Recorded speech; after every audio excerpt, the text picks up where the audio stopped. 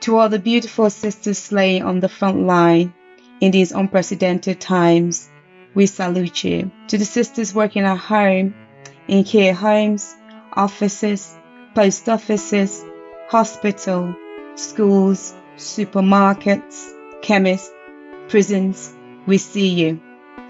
Like a mighty army, we advance together in stately ranks in our individual strides to share our experiences, respect, and gratitude for one another.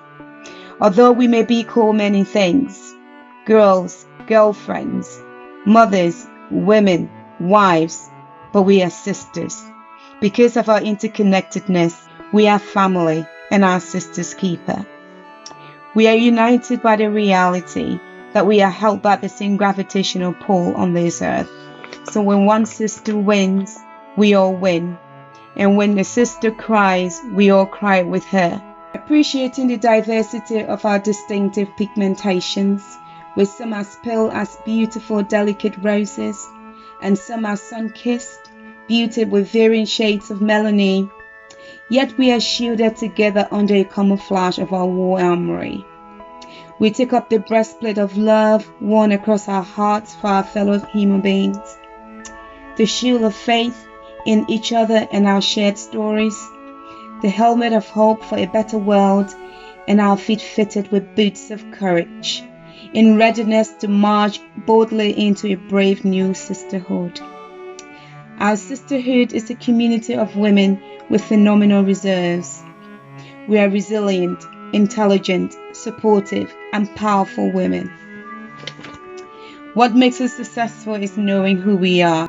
Often mistaken for creatures of little strength, yet we walk tall like giants in the corridor of power at the last hour, utilizing our economic endowments to embrace a community in need with our healing radiance.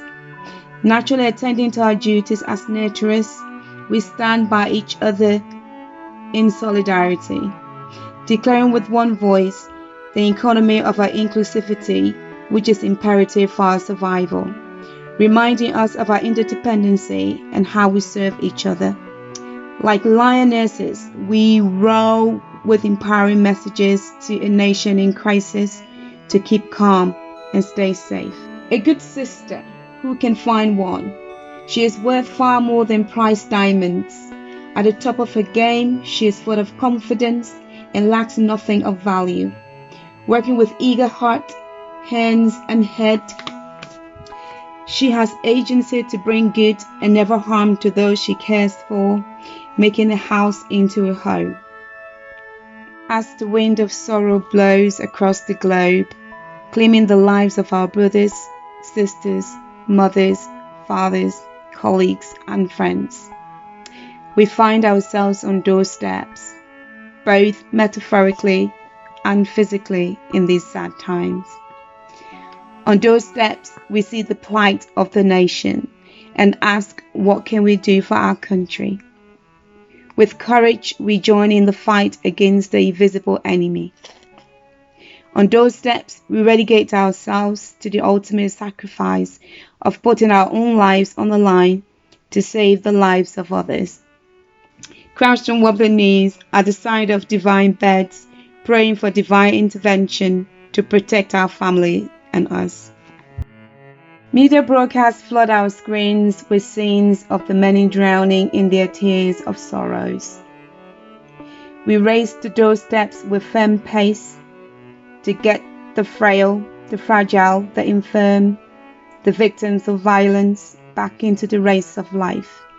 On the front line, we patrol neighborhoods together as we stand united at doorsteps, responding to calls to help the most vulnerable in our communities. On doorsteps, we cross color lines, faith lines, class lines, bloodlines, party lines, and magnify our love lines and care lines on the front lines. On doorsteps, we battle several enemies simultaneously.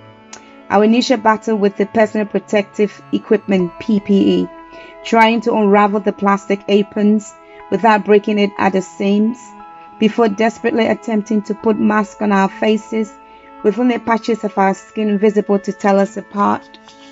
knowing full well that the enemy does not discriminate. Although transformed by our PPE, at the same time recognizable by our uniformity, which makes us sound the same, as we attempt to speak with masked mouths, with precision gloves on hands, making it impossible to perform our fine motor skills, we accept the challenge.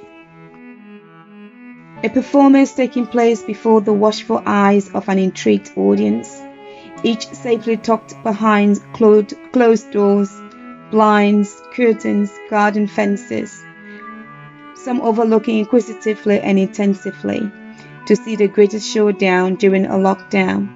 Who's down with it? At this moment, we are aware of a nearest pair of eyes stood at a safe 2-meter distance in the doorway, unsure of how to respond to the show unfolding on her doorstep, but can only utter some well pre-rehearsed pleasantries, practiced over the years. Mumbled words beckon us to come in at our own peril. In a breath, a deep sound of relief is whispered, "We've got your back, sis." As sisters in battle, we are shields to you. As long as we live, your safety is our mission. With our practice, we take deep breaths, with reassuring gaze into each other's eyes and nod, fully aware of this moment that there is no turning back now, as we are in it together. We recognize the fear within ourselves that we could be at risk or be the risk, but yet we press on with the duties at hand, unaware of the situation that we are walking into, but we can only hope for the best. Once inside the property, we surrender to the core business of caring for the clients and their families. We listen to their untold cries for help, which is echoed in 1,000 different body languages. We are struck with feelings of heaviness and the pressure to save today as we absorb the moment, trying desperately to remain vigilant. We remain acutely aware of the space we occupy in this place. As police officers, nurses, carers, paramedics, ambulance drivers, social workers, psychiatrists, occupational therapists, firefighters, doctors, and teachers. We brace ourselves with compassion and remain reticent to the knowledge of the privilege we've been afforded to have unprecedented access into the lives of so many beautiful and wonderful people. We count our blessings day by day that we get to wash and dress those who can't do it for themselves, dress wounds with bandages, although we may be needing to nurse our own wounds. We get to administer medication or call for further help from others when the job gets too complicated to handle, knowing that our job is not complete until we see the light at the end of the tunnel. Once all is done, we offer reassurance that all will be well, even though we ourselves are not certain of this fact, but it's the nature of our duties. On doorsteps, in lockdown, we slay as we do it all over again. We embrace each other with a social distancing hug to say, "Well done, sis, we did it."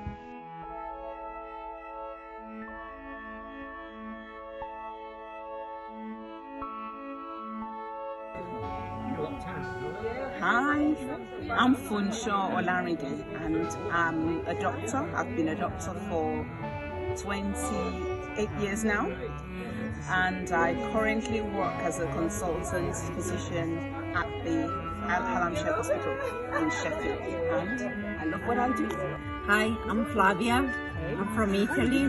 I do live and work in Sheffield, and I work in a bakery factory. Hi, my name is Eva and I work for the NHS, and throughout this period, working from home and also taking care of the kids. It's been quite hectic, but well, I've got my sisters around here. Keep me happy. Hi, I'm Dora. I'm a pharmacist. I have lived and worked in Sheffield for 22 years. And I've got 2 grown-up children. I work in a private hospital in Sheffield, which is predominantly NHS, so we've got 80% of our patients are NHS patients. I absolutely love what I'm doing. I've been working there for almost 14 years, and I just love my job. Hello, so I'm Pat. I work as a midwife. I have done for 25 years. And I currently work in a local maternity hospital in Sheffield within the NHS. I'm Stella Iweki. I'm a student ODP Sheffield Hallam. I know most people don't know what ODP means. It means Operation Department Practice. That's what I'm studying at the moment. Cheers!